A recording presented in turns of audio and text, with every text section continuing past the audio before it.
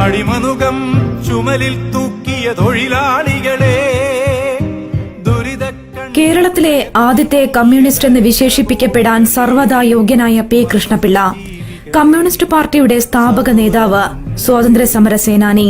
അടിമനുകം ചുമലിൽ തൂക്കിയ തൊഴിലാളി. 14-ാം വയസ്സിൽ കൃഷ്ണപിള്ള അനാഥനായി. 21-ാം വയസ്സിൽ അലഹാബാദിൽ ചെന്ന് ഹിന്ദി പഠിച്ചു മടങ്ങിവന്ന ദക്ഷിണ ഭാരത ഹിന്ദി പ്രചാര സഭയുടെ പ്രവർത്തകനായി തീർന്നു. 1930 ജനുവരിയിൽ ഉപ്പു സത്യാഗ്രഹം നടത്താൻ വടകരയിൽ നിന്നും പയ്യന്നൂരിലേക്ക് പോയ ജാഥയുടെ പതാകവാഹകനായതോടെ പി കൃഷ്ണപിള്ളയുടെ ജീവിതം ആധുനിക കേരള ചരിത്രത്തിന്റെ ഭാഗമായി തീർന്നു.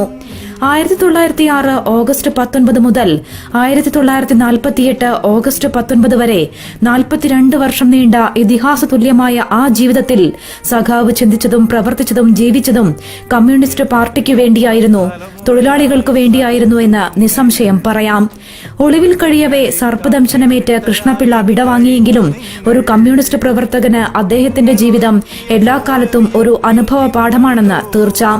ഒരുപക്ഷെ ഇന്ന് ഏറ്റവും കൂടുതൽ ചർച്ച ചെയ്യപ്പെട്ടുകൊണ്ടിരിക്കുന്നതും ഈ അനുഭവ പാഠങ്ങളുടെ അപര്യാപ്തതയായത് അവിചാരിതം. പ്രതിസന്ധികളിലെല്ലാം മുന്നോട്ട് നടക്കാൻ സഖാക്കളോട് ആഹ്വാനം ചെയ്ത കൃഷ്ണപിള്ളയുടെ ഒരു ഓർമ്മദിനം കൂടിയെത്തുമ്പോൾ കമ്മ്യൂണിസ്റ്റ് എന്ന വാക്കിന്റെ അർത്ഥത്തിന് പ്രാധാന്യമേറുകയാണ്.